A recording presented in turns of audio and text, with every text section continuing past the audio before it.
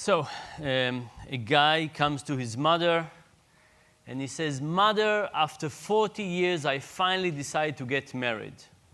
And the mother is so happy, and she said, "I would love to meet your future wife." He said, "How about Friday night for dinner?" The mother said, "Great." And then the guy said, "You know, Mother, in the last 4 years, I dated 3 other women. Why don't I bring all of them for dinner, and let's see if you can guess which is the one I'm going to marry."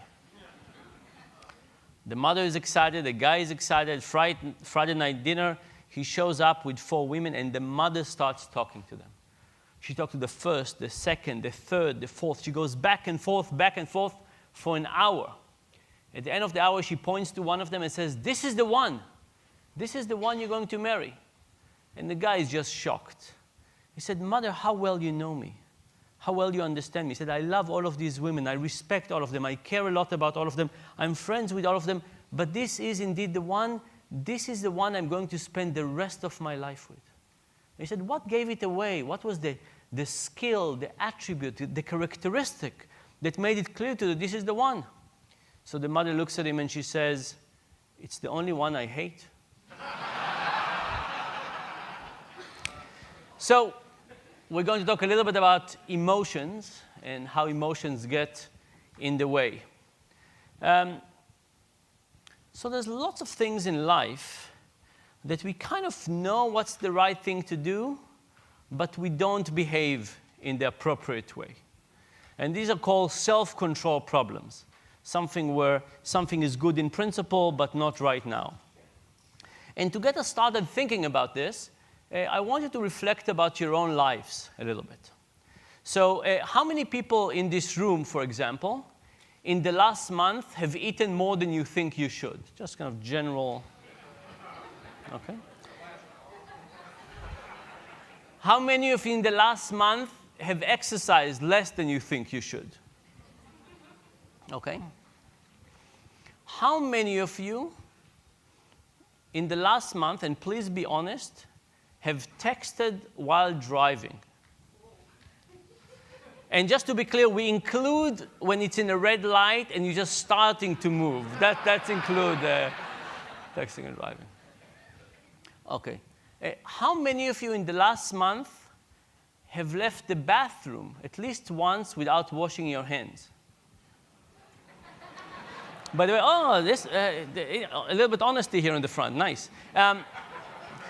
This, by the way, is a really interesting question because we know from looking at hospitals that doctors don't always wash their hands. So the odds that almost all of you wash your hands all the time is very unlikely. And you just admitted texting and driving, which one is the most stupid things you could do. But admitting that you don't always wash your hands, that's a little tougher. Last question. How many of you have ever had unplanned, unprotected sex? Somebody's proud in the back. Now, if you think about all of those problems, they all have the same characteristic. And the characteristic is that there's something that we know is the right thing to do in principle, but at the moment we don't feel like it. So think about a very general case. Imagine I offer you some chocolates, and I had the most amazing box of chocolate. And I said, "What would you rather have? 1 pound of this amazing chocolate in a week, or half a pound right now? 1 pound in a week, or half a pound right now?" And I would pass the chocolate around, and you could see it, and you could smell it. It was just here. What would happen? In those cases, almost everybody says, "Give me the half a box of chocolate right now. It's not worthwhile to wait another week for another half a pound of chocolate." But what would happen if we pushed the choice to the future? What if instead of saying now versus a week, I would say, what would you rather have? A half a box of chocolate in a year, or a full box of chocolate in a year and a week? Now, it's the same question. It's at the same discount rate. It's asking you whether you're willing to wait another week for another half a box of chocolate. But when you ask the question this way, between a year and a week, now everybody is patient, right? Why? Because in the future, we are wonderful people. We will exercise, we will not text and drive, we will eat well. I mean, everything in the future will be fantastic. The problem is with the present. Think about texting and driving. In principle, you all know that it's a stupid thing to do. It's not as if I can add any more piece of information and you say, oh, I had no idea. Now that I know that this is a stupid thing to do, let me just stop. No, we know it's a stupid thing to do. We start driving thinking we're not going to text and drive, but then what happens? Our phone vibrates. And the moment our phone vibrates, we become slightly different people. And we become slightly different people that think differently about the consequences and outcomes. We think more about our curiosity about what it is exactly that is coming from our phone right now, and we act in very undesirable ways.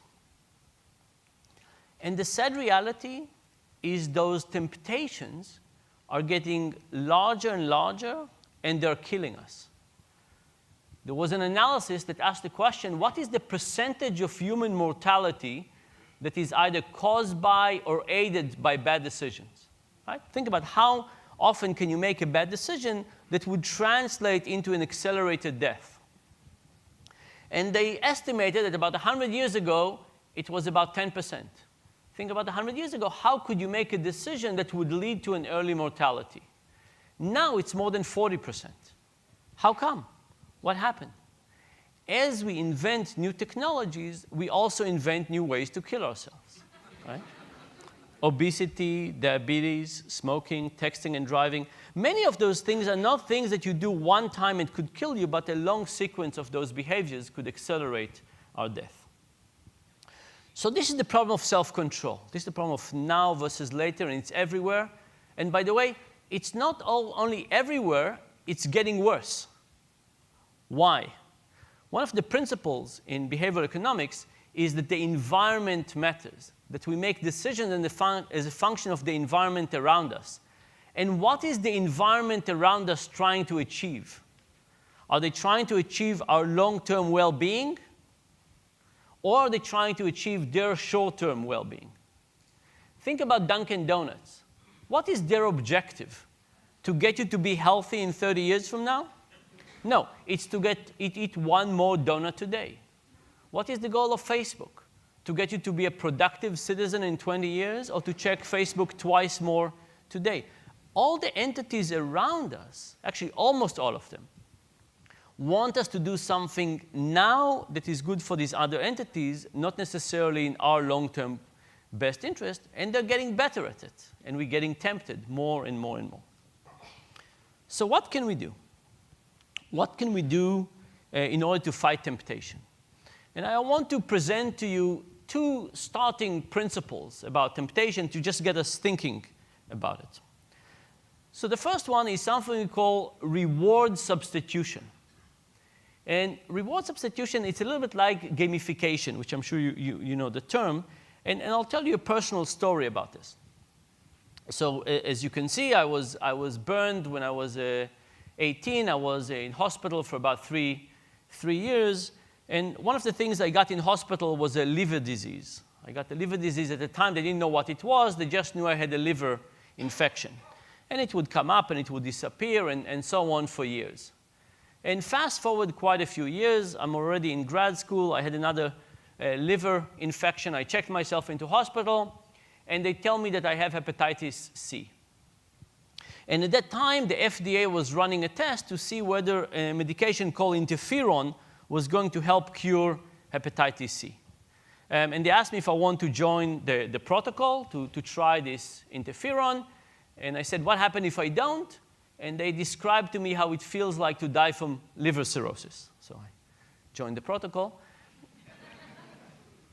And the thing with that protocol is that interferon is a very unpleasant medication. Lots of side effects, headache, shaking, vomiting, fever, stuff like that. Not as bad as dying from liver cirrhosis by immediately and tonight. So imagine you came home from work, and you open the refrigerator, and you have these injections, and you know that if you inject yourself, you'll have a miserable night, but you also know that if you'll inject yourself 3 times a week for a year and a half, you might not have liver cirrhosis in 30 years. And that's the trade-off. Right? Anyway, I took the medications. A year and a half later, they did another liver biopsy. I beat the disease. That was good news. There are better medications out there now on the market, much more expensive, but also much better. But my doctor, Dr. Killenberg, told me I was the only patient in the protocol that took the medication on time. The question is, how come? Do I like my liver more than other people like theirs? Am I less irrational? Do I think differently about the future? The answer is none of those. The answer is that I re-engineer my environment to change my incentives. What I did was that I had a deal with myself. My deal was based on the fact that I love movies. If I had time, I would watch lots of movies. I don't have that much time. I don't watch that many movies. But on Monday, Wednesday, and Friday, which were injection days, first thing in the morning, I would go to a video store. I would rent some videos I really wanted to watch. I would carry them in my backpack the whole day. I would come back from school. I would put the video in. I would inject myself, and I would press play. I did not wait for the side effects to start. I connected something I did not want, the injection, with something I wanted, which was the movies. Now, if you think about it, it's kind of a strange story. Because if you ask me what's more important, movies or liver, the liver is clearly much more important. I would give up all movies in the world for a healthier liver. But that's not the time consequences of these effects. The effect of the liver was going to be way, way in the future, maybe in 20 years, maybe in 30 years, where the movies were right now. So did I think differently about my liver? No. But I did something that by acting in a way that was good for me right now, which meant watching the movies, I also got something that was good for me for the future. And that's the principle of reward substitution. We take something that we should care about, but we don't, and we connect it to something else that would give us some reward in the present. So think about something like global warming. Can we get people to truly care about global warming? Very hard. In fact, if you went about it the other way, and you say, let's find the one problem in the world that would maximize human apathy, you would come up with global warming. Long in the future, will happen to other people first. We don't see it progressing. We don't see anybody particularly suffering. Anything we would do is a drop in the bucket. Can you get people to truly care? Few people in Berkeley, that's about it. But can we come up with reward substitution? Can we say that's too long in the future? Can we get people to get a reward now from doing something that is consistent with being good for the future? Electrical cars are like that, right? This is an unscientific observation, but when I see people driving electrical cars, they seem to me that they smile more than other people. And I think it's because they're basically saying to themselves, look at me, I'm a great, kind human being. And other people can see me and can see what a wonderful, kind human being I am.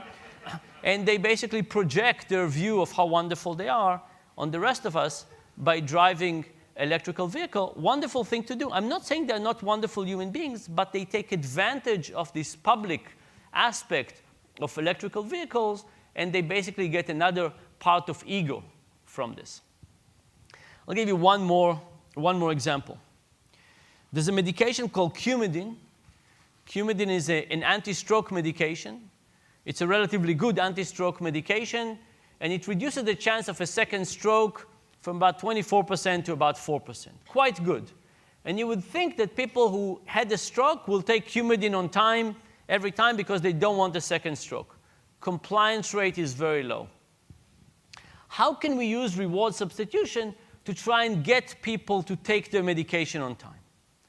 So there's a new technology called internet-enabled pillboxes. These are pillboxes that are connected online, and every time somebody takes their pill, we know about it. So what can we do? Reward substitution needs two things. We need to measure what people are doing, and then we need to either reward good behavior or punish bad behavior. The internet-enabled pillboxes allow us to measure what people are doing. And now we can either reward them or punish them. Just for fun, what kind of rewards or punishments would you try? Anybody, raise your hand. Badges for doing it right. Very good. What else? Sorry? Chocolate. Chocolate, very good. Chocolate-covered pills. What else? Social media biscuits. Social media biscuits. Not sure what this is, but let's assume it's good. What else? Yeah. Money, pay people. Yeah. If it's the elderly, a call for their grandchildren. Okay, guilt. Very good. The usual question for this is Jewish or Catholic? A ride in an electric car, some else. Very good. So I'll tell you about what we've tried. So one of the easiest things to try is money, of course. So we tried money. What do you think happens if you give people $3 a day to take the medication on time? Absolutely nothing. Absolutely nothing. What would happen if we gave them $1,000 a day? Well, we didn't try this. But yes, with enough money you can buy people, but we don't have enough money. So the question is, can we take $3 and make it feel larger? So the first thing we tried was to use the principle called loss aversion. Loss aversion is the idea that people hate losing much more than they enjoy gaining. So we said, what if we took money away from people instead of giving them? That works much nicer. But there's an even nicer approach. And that nicer approach is built on two principles. The first one is lotteries. If I gave you $3 a day, that's not very exciting. If I gave you 10% chance of making $30, that's more exciting. But it's even more exciting to take lotteries and add regret to it. Now let's think about regret. What is regret? Regret is a really interesting psychological finding. Regret is about the fact that our happiness is not driven by where we are, it's driven by a contrast between where we are and where we think we could have been. And if we think we could have been somewhere happier, we're miserable. And if we think we could have been somewhere worse, we're happy. It's about this contrast. For example, when would you be more unhappy? If you missed your flight by 2 minutes or by 2 hours? 2 minutes. Why? You're stuck in the same airport with the same bad food. Why is the 2 minutes so much worse? Because you can imagine. You can imagine a world in which you would have made it. And you say to yourself, if the person in line in front of me understood what no liquids mean, if the TSA agent had one more IQ point, I'm sorry, I fly a lot. And you basically can imagine the many ways in which you would have made it. And you see that plane leaving as you're kind of by the gate, and you imagine that you were there. And if you missed it by 2 hours, you can't imagine what if. There was a really nice study a few years ago in the Olympics. They took pictures of people who won medals, and they analyzed how big was their smile. What would you think? People expect gold, silver, bronze. No, gold, bronze, silver. Why is the silver person the least happy? This close, right? Imagine for 4 years you got up extra early, and every morning you did whatever you do, and 90 seconds ago you got second place. What's the thought you can't help but having? If only, if only. And what is the bronze person thinking? At least I'm here. Look at everybody else. And you can probably think about many cases in your own lives in which your own happiness is not driven by actually where you are, but driven by some contrast. Contrast to your neighbors, to people at work, all kinds of contrasts rather than your actual state. So this is regret, this contrast. How do you bring regret to our experiment? So imagine all of you are on Coumadin, and all of you are taking your supposed to take your medication. People on my right are taking the medication, people on the left are not. If we just do the regular lottery, I take the people who've taken the medication, take 10% of you, and give you the reward. If I try to add regret, I give everybody a lottery ticket, whether you took the medication or not. And I call you up and I say, congratulations, you're the winner of the coveted lottery. The stars are smiling on you, it's your lucky day. Sadly, I see you did not take your pill today, so you're not getting the money. That's the essence of regret, because now you can think about a small act you could have taken earlier in the day that would put you in a very different situation. And with those two things, lotteries and regret, compliance rate goes from about 65% to about 98%. So when you think about self-control, there's lots of sad things because we see people acting, we all acting in a way that is not in our long-term best interest. But it doesn't mean we have to give up. We can actually make things better. We can change the environment in reward substitution. We can add some money. We can add regret. We can add guilt. We can add chocolate. There's all kinds of things we can do to get people to act now in a way that is in our long-term best interest. Another mechanism I want to tell you about is called Ulysses contracts. You remember the story from the mythology. Ulysses knew that if the sirens will come, he will divert the boat and kill himself and the sailors. So what did he do? He asked the sailors to tie him to the mast. This way he could hear the call of the sirens, but he couldn't act on it. And he asked the sailors to put wax in their ears. And this way the sailors themselves could not hear the call of the sirens. They were unaware that temptation exists. Those two mechanisms are different, right? Because what are they? They are mechanisms that say, I know that my future self is likely to be tempted, and I want to do something now that will prevent my future self from being tempted. Right? I want to tie my hands to the mast. So again, let me ask you to reflect for a second. Anybody here can think about a case in which you've implemented the reward a Ulysses contract, a case in which you try to force your future self to behave better?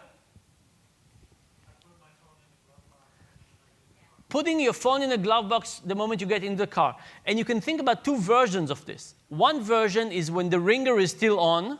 So like Ulysses, you can hear the call of the sirens, but you can't act. And the other one is you turn it off, so you like the sailors, you're unaware the temptation is coming. Anybody else? Yeah. Sleep in your gym clothes. Hopefully before. Yeah. Very good. So you're dressed already. You're reducing friction for that. What else? Yeah.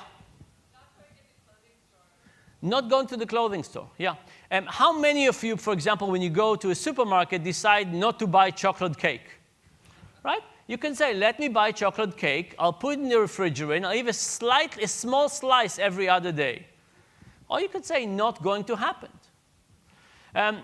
Using a debit card instead of a credit card, only paying with the cash. Paying with cash, actually, I have lots of research on this. Catch me after the talk. It's a very interesting topic. People feel the pain of paying. You feel differently the agony of paying if you pay with credit card or with cash, which changes behavior. I'll give you a couple of examples for this. One of them is we did this study in the medical domain again.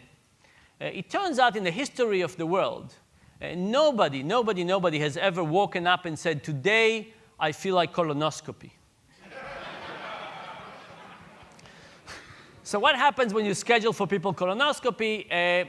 They make up stuff and they don't show up. So we ask people, we say, would you like to give us a check? When we schedule colonoscopies for people, we ask them, would you like to give us a check for $500?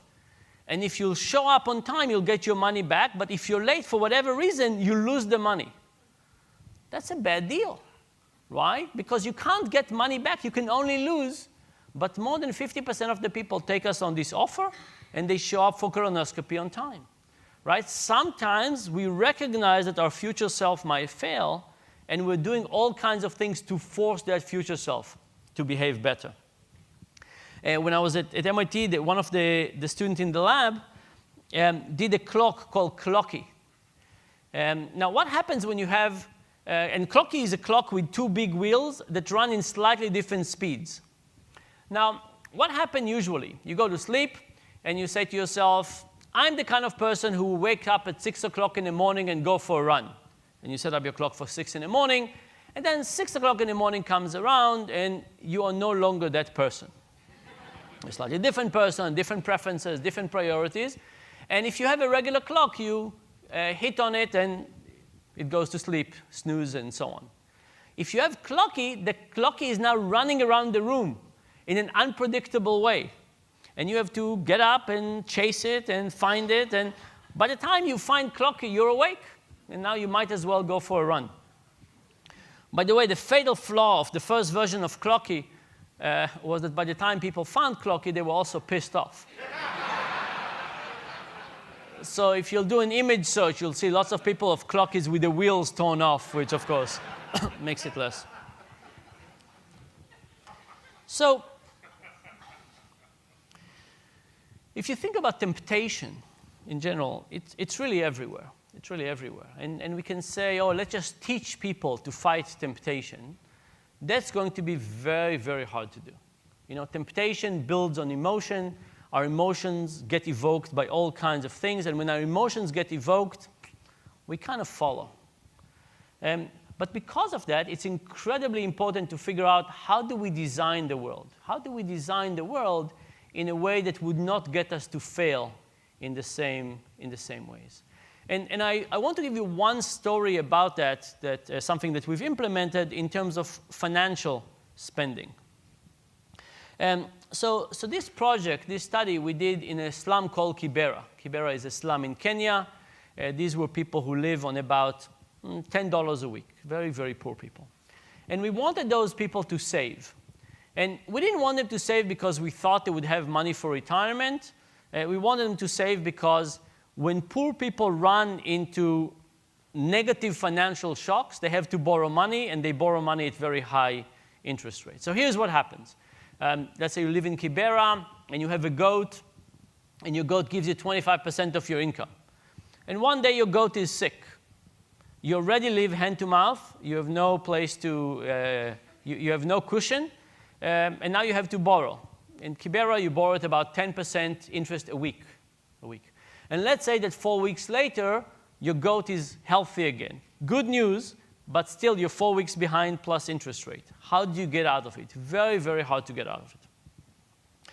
So we wanted people to save a little bit of money for a rainy day. Now, what would happen if we gave people a saving account in the front pocket of their pants? They would spend it. They would spend on good things, right? Water, fruit, more food. I mean, lots of things to spend, even in Kibera. So we wanted the money, in the same way that we talked about self-control, to be out of reach. So we teamed up with M-Pesa, the payment, Safaricom's electronic payment company, and with an investment bank. And we created a system where people could text money into their account, but every night, the investment bank will take the money from the M-Pesa account and put it in the stock market. And you can argue about the logic of putting money in the Kenyan stock market, but that's what we did. Now, this system, what happened was it was very easy to text money in, very hard to get it out. Because to get it out, you couldn't text it out. You had to take a bus, go to the city, fill a piece of paper, wait an hour, get the money and take the bus back. Maybe it will take 4 or 5 hours. And we did this intentionally because we wanted a system that is easy to put the money in and hard to get it out. OK, so we gave that system to lots and lots and lots of people. And then in addition to having this system, we had all kinds of conditions, all kinds of ways to try and encourage people to save money. So some people just got that system, what we call the control condition. Some people got that system plus a weekly text that said, try to save 100 shillings, about 90 cents this week. Another group got the same text message, but it was framed as if it came from their kids. So we knew the name of their kids, and we say, hi, mom, hi, dad. This is little Johnny, whatever the name of the kid was. Try and save 100 shillings this week. We had another group that we gave them a 10% match. We say, save up to 100 shillings, we'll give you 10% match. Another group got a 20% match. 2 other groups also got 10% match and 20% match, but they got what we call pre-matching. I mentioned before loss aversion, the idea that people hate losing more than they enjoy gaining. So in the regular match, people save, and then we match at the end of the week. In the pre-matching condition, we gave them the match in the beginning of the week. And we said, if you save, you get to keep it. If you don't, we take it back. And we thought that taking it back would get people to be quite miserable, and very quickly they would save more. And we had another condition which we made a coin about this size, and it had 24 numbers etched on the edges. And we said, please put this coin somewhere visible in your hut. And then we said, every week, please take a knife and scratch the number for that week if you saved. That was it. So think about all of those methods. Text from kids, 10% at the end of the week, 20% at the end of the week, 10% at the beginning of the week, 20% at the beginning of the week, and the coin. Which one do you think worked the best? Let's get a vote, and this is not a political election, you have to vote here. How many people think that the plain text worked the best? Plain text. 1, okay. How many think that, by the way, just adding a plain text helped at all compared to nothing? Absolutely. Reminding people helped. How many people think that text from the kids worked the best? Text from the kids. Okay. And 10% at the end of the week? 20% at the end of the week? 10% at the beginning of the week? 20% at the beginning of the week? How many people think the coin worked the best? Okay, here are the results. Giving this system to people without reminders already created substantial savings. Reminder once a week helps. 10% at the end of the week helps some more. 20% at the end of the week, just like 10%, no difference. 10% at the beginning of the week helped some more. 20% at the beginning of the week, just like the 10%. And kids, by the way, were just like 10 and 20% plus loss aversion. So, it's kind of powerful from a kid's perspective, right? That just a reminder from kids is just like having 10 or 20% plus loss aversion. But the coin was the big surprise for us. And the coin was the big surprise because it doubled savings compared to everything else. And the question is why? Now, I see some of you nodding. We call our research center at Duke, we call it the Center for Advanced Hindsight. And it's a little harder to get grants this way, but it's we use this name because, after the fact, you can always tell yourself a story about why you actually always anticipated these results, but we're trying to remind ourselves that we don't always predict these results. But now that we know the results, why do you think it happened? What's the cause for this? Involvement is one theory. People actually scratching. What else? See progress. By the way, we really tried to kind of get the coins back. People loved those coins. We couldn't get them back, so we had a hard time there. What else? The librarians attempt to keep the series going. Okay, so like you want to see streaks. You want to see streaks. Again, we wanted to look at this. We couldn't. What else? The pleasure of checking something else, yeah. And other thoughts? Yeah. Other people can see. Now, that's interesting. In Kibera, by the way, it's not as if people invite neighbors to their huts that much, but there is the family. And then somebody behind there was literally the same thought. Okay, great. Okay, so let me tell you about another study. What do you think happens if you randomly open to kids college savings account on the day that they are born? You take a group of kids, randomly assign some of them to get college savings account, some of them not, and you put $500 in their savings accounts. What do you think happened to these kids at age 4? The results show that the kids with college savings account have higher social and cognitive skills. How can that be? Do you think that 4-year-old kids know that they have college savings accounts? No, their parents know. And once a month, their parents get a statement that says, this little kid, while still in diapers, has a college savings account. And it's true that it's less than $500 or about $500, but it doesn't matter because it's not about the amount of money, it's about the framing. And what happens? The parents treat the kids a bit better, they read to them a bit more, and you don't have to do a lot if you think about 4 years. We were just able to convince actually quite a few places now. San Francisco is doing it, the Israeli government is doing it, the state of Maine is likely to do it. Lots of places are taking these results and opening college savings accounts to kids on the day that they are born, again, from a mindset perspective. So let's go back to our experiment. If you think about the days of the week, we texted everybody on Thursday to save. And indeed, people saved on Thursday. The benefit of the coin did not come from Thursday. It came from all the other days of the week. Why? Because the coin was something visible in the environment. And from time to time, people saw it. And from time to time, people thought about savings. And from time to time, they took an action.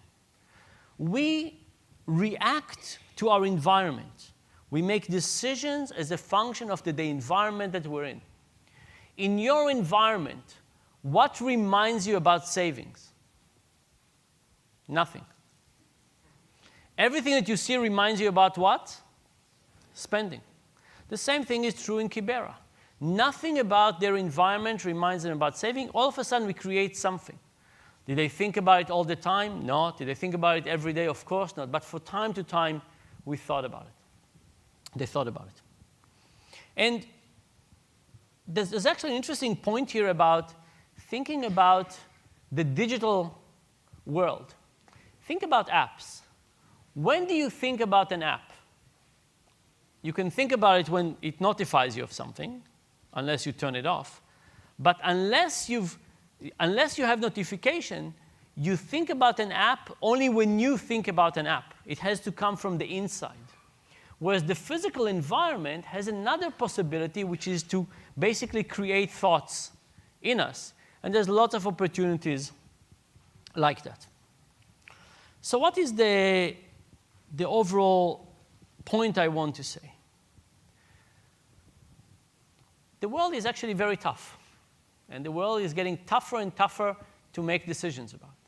It's harder to make decisions about our long-term financial well-being. It's harder to make decisions about our health. Everything is more complex, more difficult. Temptation is increasing. And I think the key to human freedom is not about empowering people with necessarily more reasoning at each point, but it's about helping us create a different environment. If I came to your office every morning and I layered your desk with donuts, how healthy would you be at the end of that year? Certainly less healthy. You don't have to fail every day. You don't have to fail every time. But if we design the environment this way, you would certainly fail, and certainly life will be worse off. The point is, we don't have to design life like this. We can design things to be better. We can actually design things to be more in line with our human skills. And I'll give you one last example based on your question earlier. So there's the principle we call the pain of paying. And the pain of paying is the idea that when we think about payment, as we pay, we enjoy things less. So if you go out to dinner today, and it's an expensive meal, it's $200, and you pay with either cash or credit card, the cash would feel much worse. And it would feel much worse because you see the money leaving your account. Imagine I owned a restaurant, and I figured out that people eat 50 bites and pay $50. And I came to you and I said, because you're such a wonderful person, I'll cut your cost in half. I'll charge you 50 cents per bite. And not only that, I'll charge you only for the bites you eat. The bites you don't need to pay. And I'll serve you your dish, I'll step back, and I'll mark a check every time you take a bite. How much fun will that meal be? It'll be miserable. When I teach my students about the psychology of money, I bring pizza and I charge them 25 cents per bite. What do you think happened? Huge bites. Huge bites. And they take such huge bites that they suffer from the whole thing. Now think about where we go with technology. We have Apple Pay, we have Android Pay. Are we minimizing the pain of paying? We certainly are. It's as if we're imagining that the right world to drive toward is a world in which people don't think about money at all when they consume. That's actually not a good choice if you think about people's long-term well-being. So I think we do need to think about, for example, the decision of electronic wallet. What kind of electronic wallet do we want to create? Do we want to create one that would tap into our instincts and get us to not think about the future and get us to spend more? Or do we want to create something very different that will get us to think more about the future and maybe make better decisions? Thank you very much.